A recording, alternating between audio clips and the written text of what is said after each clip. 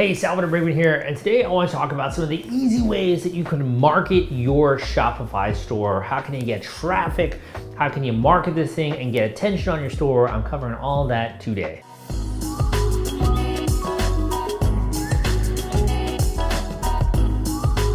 So what are some of the tricks that you can use to boost sales? What are some of the ways you can make sure you're getting higher conversions and really at the end of the day, more customers, right, for your store? So you might have a few different reasons why you set this up. For example, you might have set up this store after running a successful Kickstarter or an Indiegogo campaign, and now you're like, I'm gonna set up this e-commerce store, and then kind of wondering, how do I actually get traffic to this thing? You might just be doing a straight line too, where you're going straight past crowdfunding, Kickstarter, e-commerce, going straight to e-commerce. So regardless, I want to go through some of the tricks and ways in which you can kind of improve the sales for your store, and hopefully you get a lot of value out of today's video. My name is Salvador Briggman. I talk a lot about these different topics when it comes to selling products online, but also crowdfunding and how you raise money when it comes to running a Kickstarter or Indiegogo campaign. I've talked a lot about different other subjects as well. I do a podcast, got a book out there, Kickstarter Launch Formula. I got a bunch of different books actually that I've written on crowdfunding. And kind of my goal is that out of today's class, you can walk away armed with some tactics and some strategies to boost your sales. And ideally, you can write this down and put this into your notebook that I recommend you have when it comes to learning about Shopify and e-commerce. You have all that stuff there, really easy to access. So first of all, this kind of presupposes the fact that you already obviously have a store, ideally, that is turned on, and now you're wondering, how do you boost sales? So I want to first go over some of the easy, low-hanging fruit ways in which you can boost sales. And then we'll talk about more of the more advanced, I guess, optimization ways to make sure that what you're actually delivering is what people are searching for online. Okay, so first of all, it comes down to the user experience. So I want you to pretend that you are a stranger. You don't know who you are. You don't know anything about the product. It's very difficult to kind of wipe your mind clean, but pretend that you don't know anything about the product and the store. And you just kind of stumble on here from wherever most people are discovering your store. Maybe that could be from your previous successful crowdfunding campaign. That could be from Instagram or Facebook or wherever, right? I want you to go and I want you to look at the store through a new set of eyes. Begin to ask yourself, do you understand what the product actually is? Do you understand the value of it, the functionality, the price point, all these kinds of things? Because I will tell you that a lot of times people are confused. The number one emotion that most e-commerce buyers have is confusion when they first stumble on a store. So this is typically because there are too many bells and whistles that are installed, or a person isn't very clear about which product is right for them. They might not know enough about the brand, right? And they don't understand all the different products, and like they kind of just get a little bit overwhelmed. So I'd say overwhelm and confusion are one of the biggest reasons that people do not buy. And if you want to get a little bit more scientific about this, you could also install, dying here. You could also install an app on your actual store, like Hotjar, so you can see the visitor flow and the visitor traffic that's going into your store. So the first thing is you want to simplify things, and you want to make sure that even if someone has very little knowledge of what you're doing, maybe they saw your store on an ad or they saw your product in some place, they go there, they know exactly what they should be doing. So that comes down to simplicity of navigation, simplicity of the main core offering, and also looking at the actual homepage and just taking away, like, do I know what the main product is? Do I understand that like a sale is going on, for example? Where would I find the product catalog if there are a few more, and understanding the inventory, which one is right for me? So first thing is think about that with the homepage. The second is when someone actually clicks the link for an individual product, going to that product stage, ask yourself, and just kind of like, if you can, get a sheet of paper, right? Or get a note card or something like that. Anything will do, right? And just start writing down, do I understand and do I have all the questions that I need to have answered in order to buy the product? So for example, do I understand when I'm gonna get it? Do I know the trustworthiness and the fact that this is made of good, durable materials? Do I even have the specs and what it is made of? Is the teaser kind of interesting, kind of gets me feeling like this is actually a high quality thing that I want to buy? Is there teaser text? Are the photos good and high resolution? Is there video potentially on that product page? Does the price point make sense? right? If there's a sale going on, do I see that reflected in the price point as well? So when someone you get them from the home page or the sales page or wherever to a product page, that's when they're going to begin to think a little bit more critically about it, but also you want to continue the same experience. So for example, if you have a product page that doesn't have very good specs or doesn't have a lot of education or materials about the actual product, what it's made out of, or good photos that it can easily see what this thing looks like, or photos with people in them, which tend to do a lot better than just having a photo of the product on the site,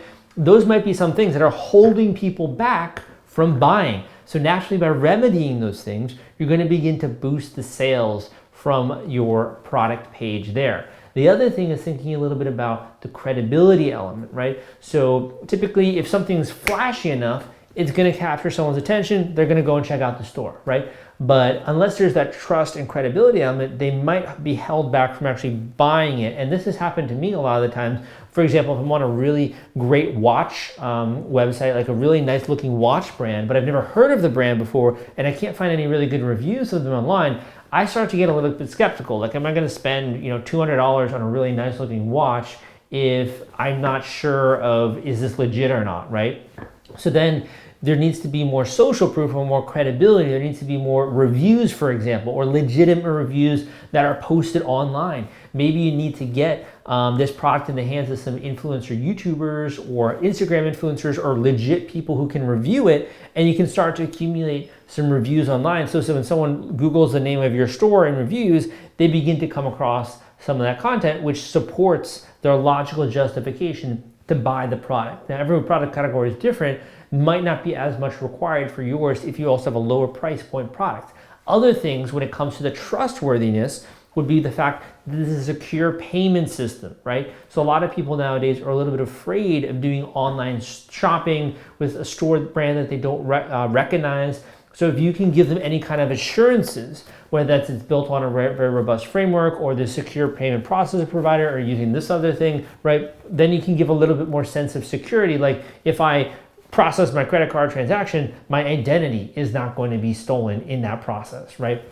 So there are other things that you can include on the product page that will boost the sales of your store just simply by having testimonials, having a lot better in the way of specs, high resolution photos, maybe even some video and other things there. Another thing that's going to hold people back from not buying your product comes back to the emotions and the reasons why we make various decisions in life.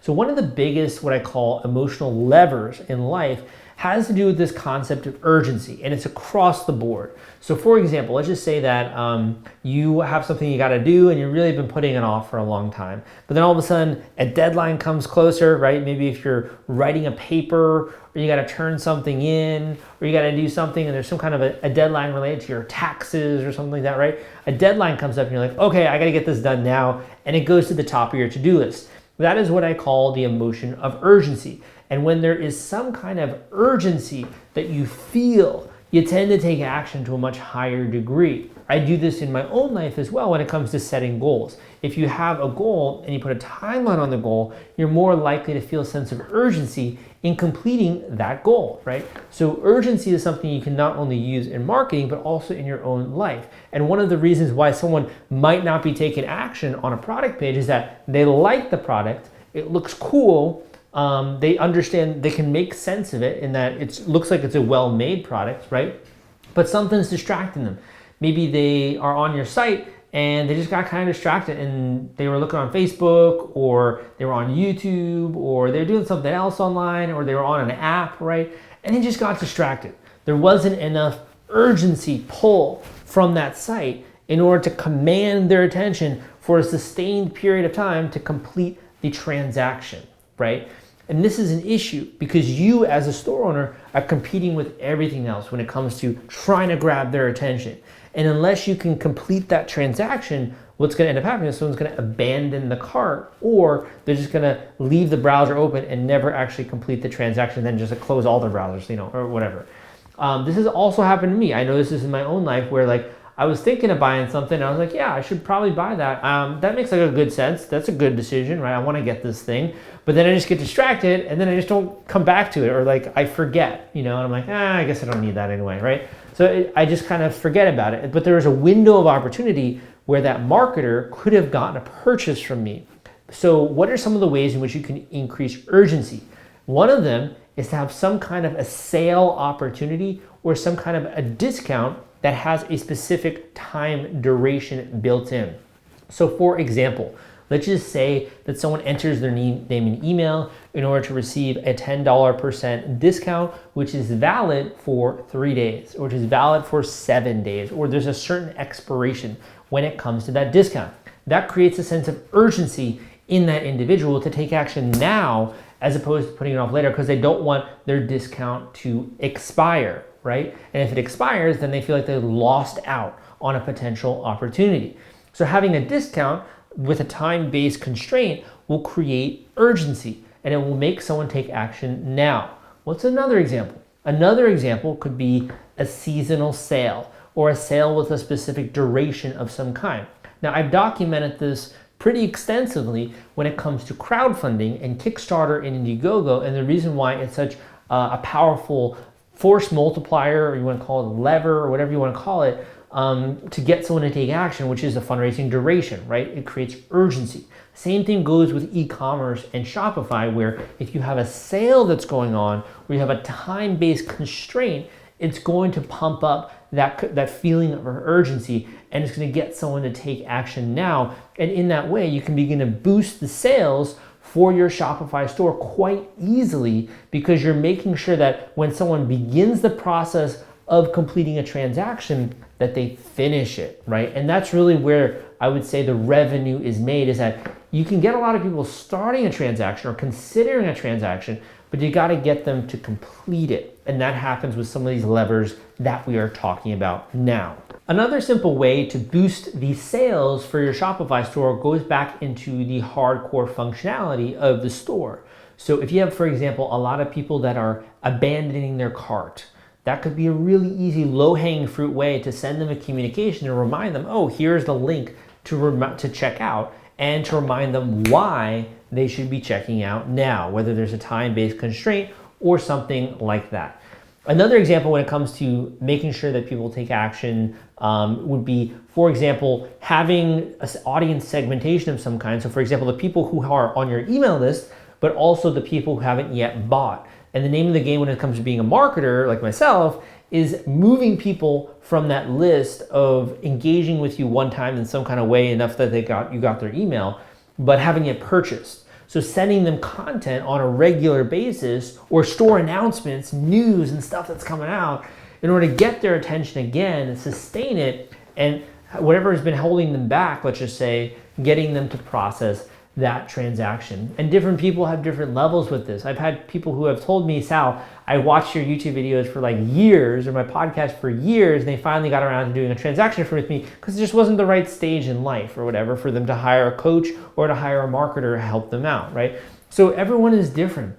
And the more that you can stay in that person's top of mind, I call it, or in the loop, and being relevant for them, sharing cool content, posting out on your social media if they're following you there, the more you're going to begin to transition portions of your audience into being customers of your business. The name of the game, and this is super confusing, I will be honest, it's so confusing nowadays with social media.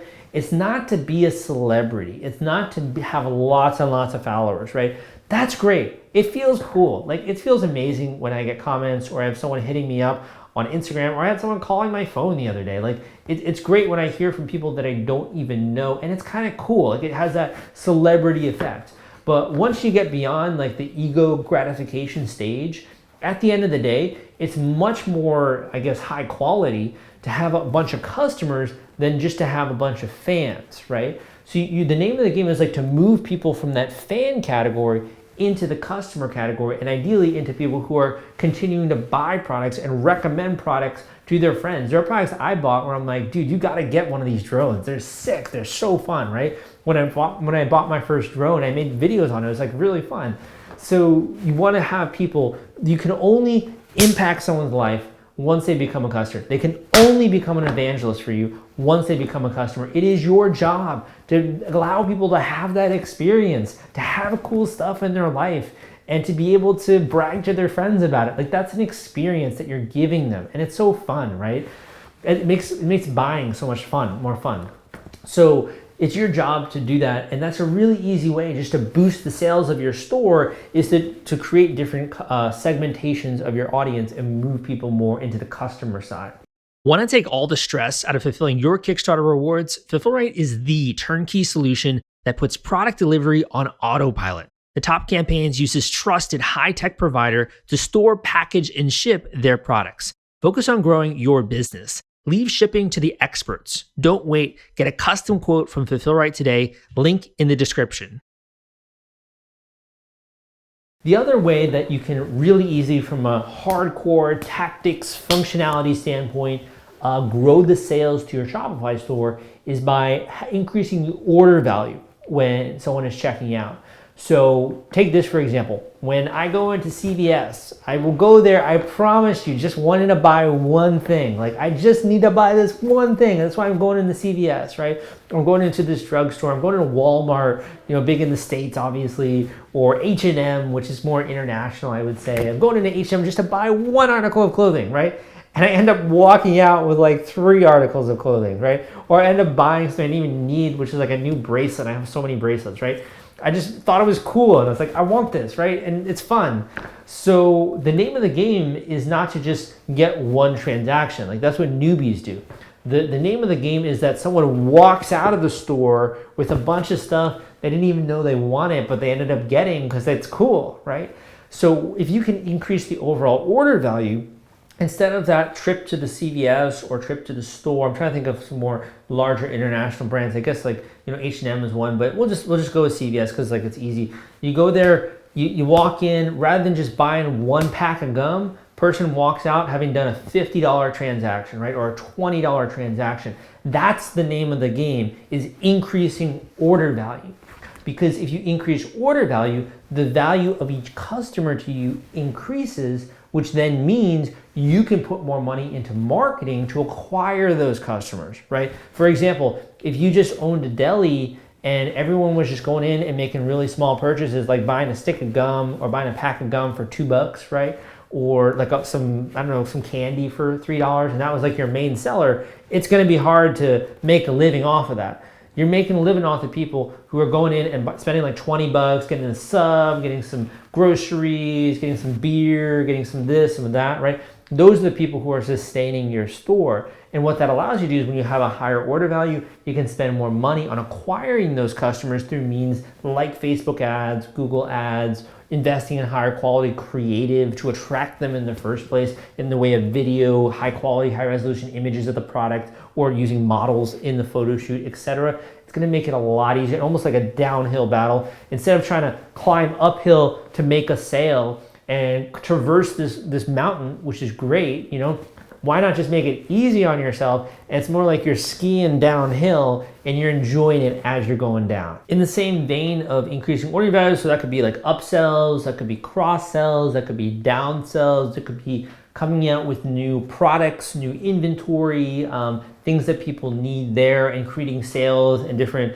promotional opportunities around that. Really simple way to boost the revenue to your store. Another simple way to boost the revenue to your store is a bit more, I would say, organizational heavy, but can really work wonders. And that's developing some kind of a customer support system. Now, the majority of e-commerce store owners are doing a lot of their own customer service, right? They're having people email them. But what if, instead of viewing customer service as like something that you have to do just like as a normal business owner, what if you actually viewed it as a sales channel? And what do I mean by that? I mean, rather than you just saying like, oh, customer service is about answering questions, customer service, my friend, is about addressing objections, okay? So for example, if you have someone who's coming to the store and there's real-time chat or a way to get in touch with you via text message, some kind of automated response campaign there or anything like that, you can transition someone from having questions about the product that are holding them back from buying to then being a purchaser of the product. Now, there is a lot that goes into this and constructing a good system, because it takes people, right? and you want to kind of think about like escalations and different types of customer service.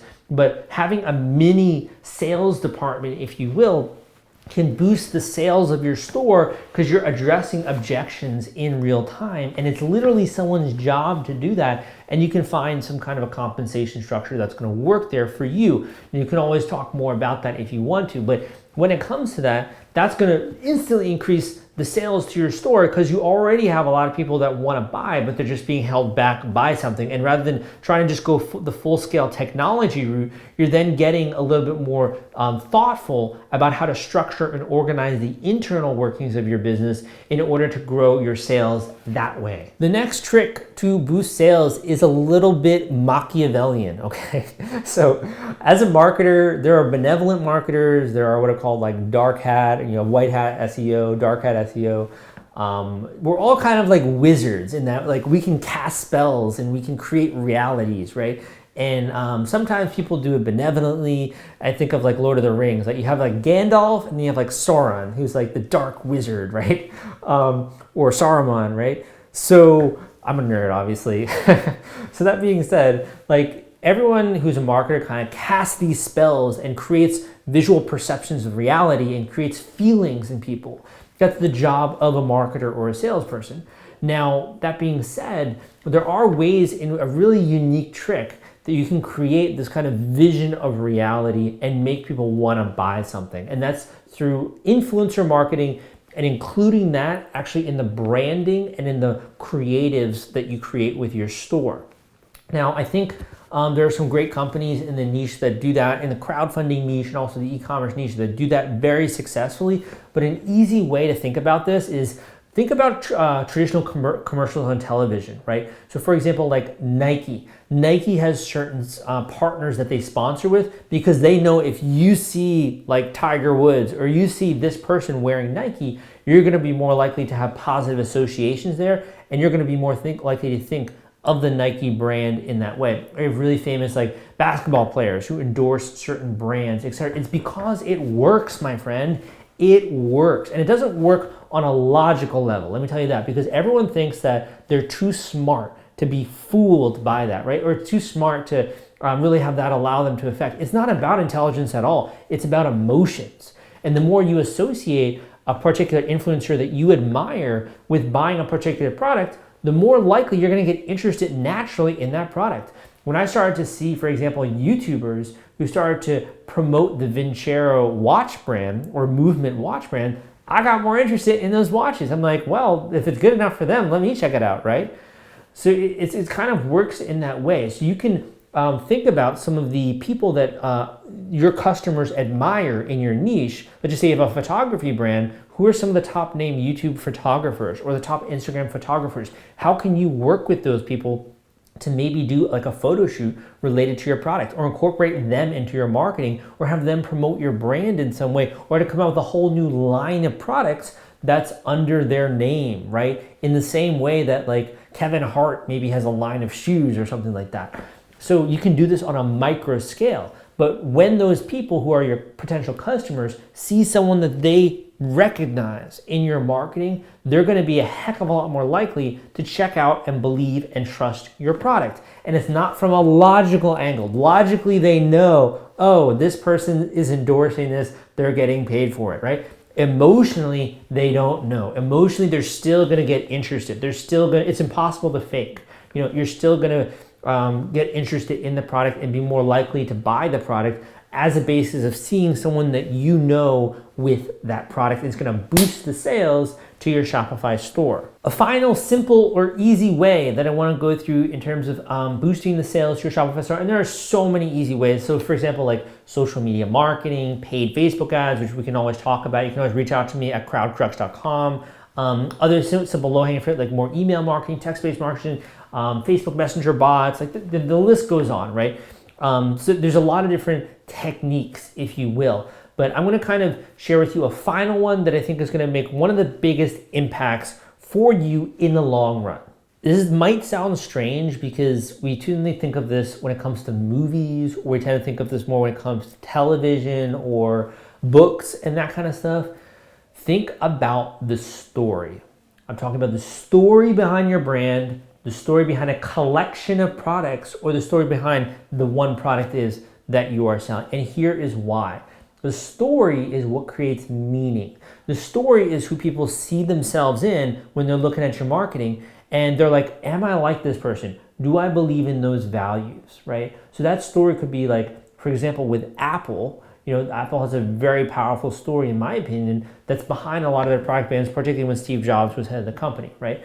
But other products as well have great values and stories to their actual brand. And the more you can do that, you can weave a mini story or a mini set of values through your entire brand messaging and marketing. It starts to make you seem different than other people that are out there. And it creates this much deeper and richer emotional experience, because to that person who buys your product, it almost is like in line with their identity. It's very strange. Like Apple hardcore fans, it's like part of their identity that they use Apple or use Samsung or use these different other products that are out there. If you're buying a certain type of car, right, it's going to be part of your identity. The more that you can make marketing in the long run part of someone's identity, it becomes almost like a visceral part of who they are. And to buy any other product is almost like, no, never would do that. I'm not that type of person. That's like the words they use. I'm not that type of person that's going to buy a PC. I'm more of a Mac guy, right? So you want to think about that. Story is one of the most powerful ways to allow someone to incorporate your product into their identity, to see themselves using your product in the future, to relate with your values. Let's just say your values are minimalistic, or your values are something related more to like your eco-friendliness or the type of impact you want to make on the world. I think Kickstarter products do this best, but you can go and look around in general online when it comes to e-commerce. Build a story and some kind of values into your company, and it will skyrocket your sales, my friend. It might take some time to communicate that, and it might take time to develop a relationship with a customer, but in the long run, it's one of the best things that you can do possibly for building a brand online. Hope that you enjoyed this video. My name is Salvador Briggman. Give me a thumbs up if you did like it. Come subscribe for more content like this. I'll include some links down below if you want to check out more information, but I hope that you like this, and I'll see you next time.